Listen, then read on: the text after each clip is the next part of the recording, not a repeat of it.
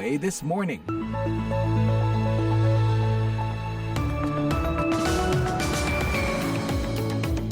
Halo, selamat pagi. Inilah VOA This Morning, Kamis 25 April 2024. Kali ini dari Studio 17 VOA di Washington DC, saya Madioni bersama produser Bani Rahayu ditemani teknisi Charleston Mock. Apa kabar hari ini? Semoga semuanya rencana yang sudah dipersiapkan akan berjalan lancar untuk hari ini. Laporan-laporan VOA pagi ini akan mencakup laporan mengenai Biden menandatangani RUU Bantuan Luar Negeri. We don't walk away from our allies. We stand with them. We don't let tyrants win. We oppose them. Dan tentang KPU yang menetapkan Prabowo sebagai pemenang Pilpres. Nomor urut 2, Bapak Haji Prabowo Subianto dan Bapak Gibran Raka Buming Raka sebagai pasangan calon presiden dan wakil presiden terpilih. Siaran ini juga bisa diikuti secara live streaming di www.voaindonesia.com atau simak lagi dalam podcast VOA This Morning episode hari ini di podcast langganan Anda. Sekarang kita ikuti dulu berita dunia pagi ini bersama Leonard Triono. Selamat pagi pendengar. Presiden Amerika Joe Biden pada hari Rabu menandatangani undang-undang yang memberikan bantuan sebesar $95 miliar untuk Ukraina, Israel dan Taiwan dengan mengatakan ketika sekutu kita kuat, kita lebih kuat. The moment we came together and we got it done. Now we need to move fast. Kita bangkit saat ini, bersatu dan kita menyelesaikannya. Sekarang kita harus bergerak cepat dan memang kita bergerak cepat. Selama 2 tahun Rusia bertanggung jawab atas perang brutal terhadap Ukraina. Rusia telah membunuh puluhan ribu warga Ukraina, kata Biden. Dia mengatakan bantuan baru tersebut yang bertujuan membantu Ukraina melawan invasi Rusia selama 2 tahun dan membantu Israel melawan militan Hamas dan menangkis serangan udara dari Iran akan membuat Amerika lebih aman. Ini akan membuat dunia lebih aman dan hal ini meneruskan kepemimpinan Amerika di dunia, katanya. Biden mengatakan bahwa dalam beberapa jam Amerika akan mulai pengiriman amunisi pertahanan udara, artileri untuk sistem roket dan kendaraan lapis baja ke Ukraina untuk membantu para pejuang Kiev dalam perang dengan Moskow yang sebagian besar menemui jalan buntu di medan perang di Ukraina Timur. Militer Israel mengatakan pada hari Rabu bahwa mereka mengerahkan 2 divisi brigade cadangan ke jalur Gaza, sebuah langkah yang dilakukan ketika Israel bersiap untuk invasi darat ke kota Rafah di Gaza Selatan. Militer mengatakan brigade tersebut akan melakukan misi defensif dan taktis tanpa memberikan rincian lebih lanjut. Para pejabat Israel mengatakan serangan di Rafah diperlukan untuk mencapai tujuan mereka memberantas teroris Hamas. Amerika Serikat, PBB, dan negara-negara lain telah menyatakan keprihatinan mengenai invasi darat dan mengatakan langkah itu dapat membawa bencana kemanusiaan ke Rafah. Lebih dari separuh penduduk Gaza berlindung di wilayah tersebut dan banyak yang melarikan diri dari wilayah lain karena pertempuran dan perintah evakuasi Israel.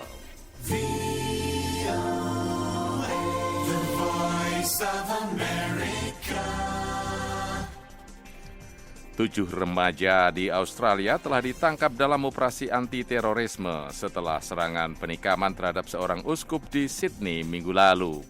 Wakil Komisaris New South Wales, David Hudson, mengatakan kepada para wartawan hari Rabu bahwa lebih dari 400 polisi pemerintah federal, negara bagian dan lokal terlibat dalam operasi tersebut. Dia mengatakan para tersangka yang berusia antara 15 hingga 17 tahun adalah rekan dari anak laki-laki berusia 16 tahun yang didakwa dalam serangan tanggal 15 April terhadap Uskup Assyria Mari Immanuel dalam misa yang disiarkan langsung secara online. Immanuel terluka parah dalam serangan itu. Tersangka didakwa melakukan aksi teroris. Hudson mengatakan pengawasan yang dilakukan terhadap kelompok tersebut menunjukkan bahwa mereka percaya pada ideologi kekerasan yang bermotif agama dan menimbulkan ancaman terhadap masyarakat yang tidak dapat dicegah oleh penegak hukum dan menyebutnya sebagai risiko yang tidak dapat diterima. Partai Kongres Oposisi Utama India menuduh Perdana Menteri Narendra Modi melakukan ujaran kebencian menyusul pernyataannya pada rapat umum dalam kampanye pemilu baru-baru ini yang mengatakan bahwa partai saingannya akan memihak komunitas muslim minoritas jika mereka terpilih untuk berkuasa. Komentar kontroversial Modi itu muncul di tengah sibuknya kampanye partai-partai politik ketika India mengadakan pemilu bertahap yang dimulai bulan ini dan berlanjut hingga 1 Juni. Pemimpin Partai Kongres Rahul Gandhi menuduh Partai Bharatiya Janata atau BJP yang memerintah hanya menguntungkan segelintir orang. Tilak Raj Singh ji, Savitri Singh ji, Basant Singh ji, Ram Lakhan ji. Mereka memberikan manfaat kepada segelintir orang kaya dengan menghapuskan utang, namun kami akan mengubah kehidupan jutaan orang, ujar Gandhi. Para analis politik mengatakan pernyataan Modi yang memimpin upaya Partai Nasionalis Hindu Bharatiya Janata untuk memenangkan masa jabatan ketiga merupakan upaya untuk menggalang dukungan di kalangan pemilih Hindu. Iran pada hari Rabu mengutuk permintaan Argentina kepada Interpol untuk menangkap Menteri Dalam Negeri Iran terkait serangan bom tahun 1994 terhadap sebuah pusat komunitas Yahudi di Buenos Aires yang menewaskan 85 orang sebagai tindakan ilegal. Juru bicara Kementerian Luar Negeri Iran, Nasir Kanani, mengecam keras pengulangan permintaan ilegal berdasarkan kebohongan katanya. Pendengar, demikian Warta Dunia dari VOA Washington DC, saya Leonard Triono.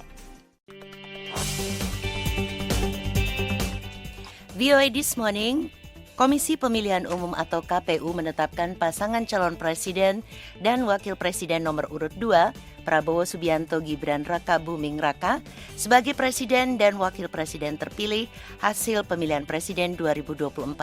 Fathia Wardah, reporter VOA melaporkan dari Jakarta. Setelah Mahkamah Konstitusi menolak seluruh permohonan yang diajukan pasangan calon presiden dan calon wakil presiden nomor urut 1 dan 3, Anies Baswedan Muhaimin Iskandar Ganjar Pranowo Mahfud MD dalam sidang putusan perselisihan sengketa hasil pemilihan presiden 2024, kini KPU melaksanakan tahapan selanjutnya, yaitu menetapkan Prabowo Subianto Gibran Raka Buming Raka sebagai presiden dan wakil presiden terpilih hasil pemilihan presiden 2024 di kantor KPU Rabu. Ketua KPU Hasyim Asyari menjelaskan, pasangan Capres-Cawapres nomor urut 2 Prabowo Gibran berhasil meraih sebanyak 96.214.691 suara atau 58,59% dari total suara sah nasional. Perolehan suara itu memenuhi paling tidak 20% suara di 38 provinsi di Indonesia. Komisi Pemilihan Umum menetapkan pasangan calon presiden dan wakil presiden nomor urut 2, Bapak Haji Prabowo Subianto dan Bapak Gibran Raka Buming Raka sebagai pasangan calon presiden dan wakil presiden terpilih periode tahun 2024 sampai dengan tahun 2029. Dengan menggunakan kemeja berwarna putih, Prabowo Subianto dalam pidatonya usai ditetapkan KPU mengucapkan terima kasih kepada seluruh rakyat Indonesia yang telah memberikan kepercayaan kepada dirinya dan Gibran.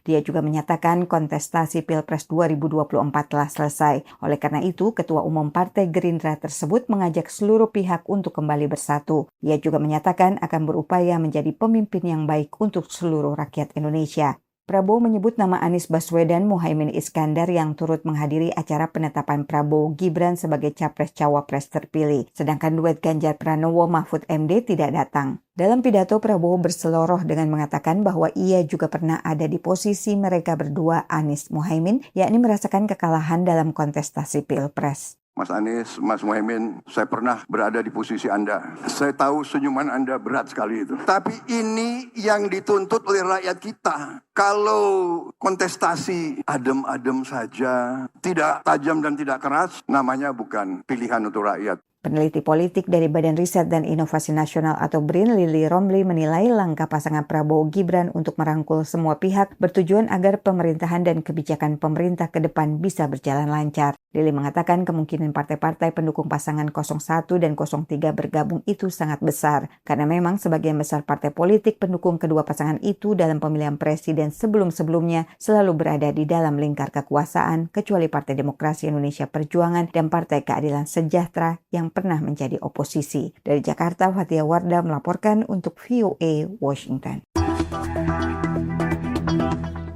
Sejumlah kelompok masyarakat sipil angkat bicara setelah Komisi Pemilihan Umum atau KPU mengumumkan pasangan calon presiden dan calon wakil presiden nomor urut 2 Prabowo Subianto Gibran Rakabuming Raka keluar sebagai pemenang dalam kontestasi Pilpres 2024. Apa kata mereka? Reporter VOA Gita Intan melaporkan dari Jakarta.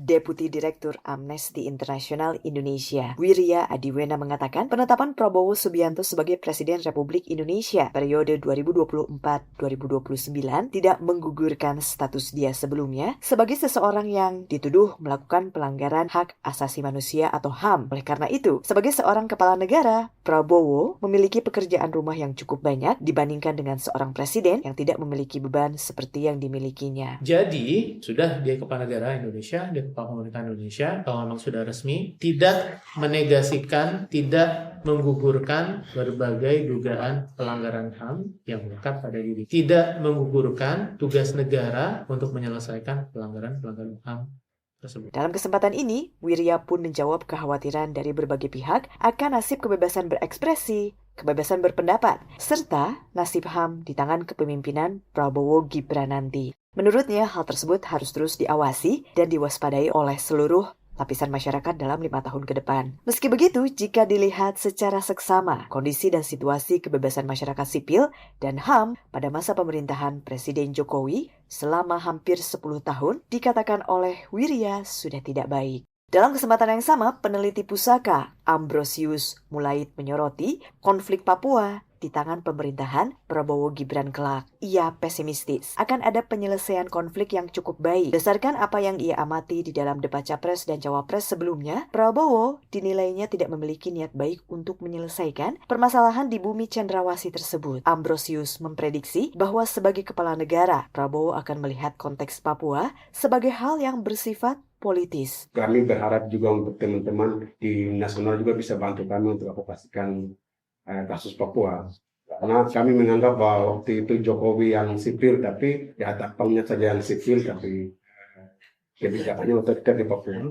Dan akan mewarisi anaknya, anak haram konstitusi. Ini semakin akan memperparah situasi Papua, karena sampai saat ini masih dominan pengiriman militer di Papua. Sementara itu, Muhammad Isnur, Ketua Yayasan Lembaga Bantuan Hukum Indonesia atau YLBHI mengatakan, daripada sibuk membayangkan kepemimpinan Prabowo dalam 5 tahun ke depan, akan lebih baik jika semua pihak, terutama masyarakat sipil, memiliki persiapan untuk membangun solidaritas, membangun konsolidasi, agar masyarakat bisa menjadi oposisi yang kuat bagi pemerintahan. Kita teriak-teriak soal isu demokrasi, kecurangan di pemilu, tapi survei menyatakan 70% puas atas pemilu. Nah, bagaimana kita membalikan situasi ini? Politik dan kepemimpinan adalah cermin dari rakyat itu. Kalau rakyatnya kita deketin, kita ambil alih lagi, kita datangi kembali, kita bersamai kembali, saya yakin masyarakat akan sadar. Dari Jakarta, Gita Intan melaporkan untuk VOA Washington.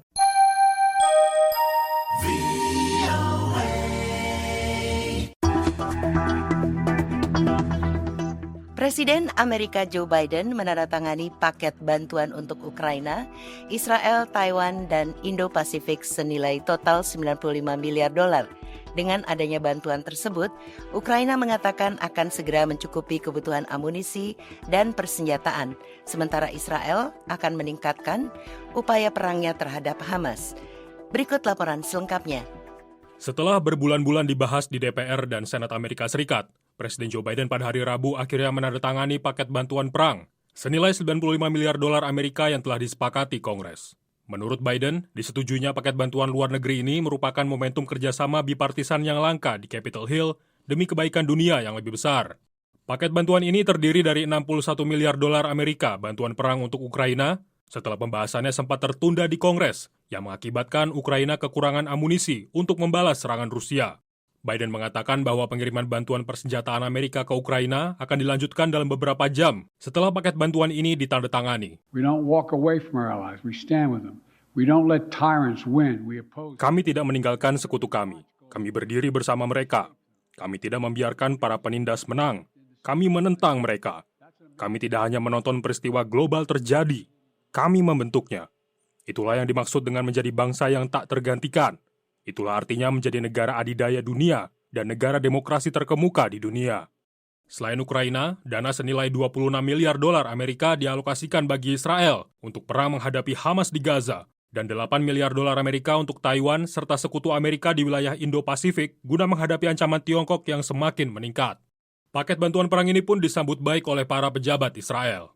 Perdana Menteri Benjamin Netanyahu mengatakan bahwa Israel akan meningkatkan upayanya dalam memerangi Hamas. בימים הקרובים נגביר את הלחץ הצבאי והמדיני על חמאס. Dalam beberapa hari ke depan, kami akan meningkatkan tekanan politik dan militer terhadap Hamas. Ini adalah satu-satunya cara untuk membebaskan para sandera dan mencapai tujuan kami. Sejumlah pejabat Israel mengatakan, paket bantuan perang dari Amerika Serikat akan digunakan untuk mengisi ulang persenjataan anti-rudal Iron Dome yang memakan biaya sekitar $100.000 Amerika untuk setiap satu buah amunisinya. Sementara itu, Presiden Ukraina Volodymyr Zelensky mengatakan bahwa Ukraina akan melakukan yang terbaik untuk menebus waktu setengah tahun yang hilang akibat terjadinya perdebatan di Kongres Amerika yang berlarut-larut. Paket bantuan perang untuk Ukraina mencakup bantuan kemampuan pertahanan udara, peluru artileri, kendaraan lapis baja, dan persenjataan lain untuk menopang pasukan Ukraina yang telah mengalami penurunan moral seiring kemenangan demi kemenangan yang diraih Presiden Rusia Vladimir Putin dalam berbagai pertempuran. До необхідної ППО і техніки. Я вдячний президенту Байдену, Конгресу. Akhir-akhir ini kami bekerja sekeras mungkin dengan teman-teman Amerika kami di setiap lini untuk segera memenuhi paket bantuan dari Amerika Serikat ini dengan jenis senjata yang dibutuhkan oleh tentara kami. Selain bantuan persenjataan, Biden juga menggarisbawahi bahwa paket bantuan perang ini juga mencakup peningkatan sekitar $1 miliar Amerika dalam bentuk bantuan kemanusiaan bagi warga Palestina di Gaza yang menderita akibat perang Israel-Hamas yang terus berlanjut. Dari Washington DC, Tarsir Ziman melaporkan untuk VOA.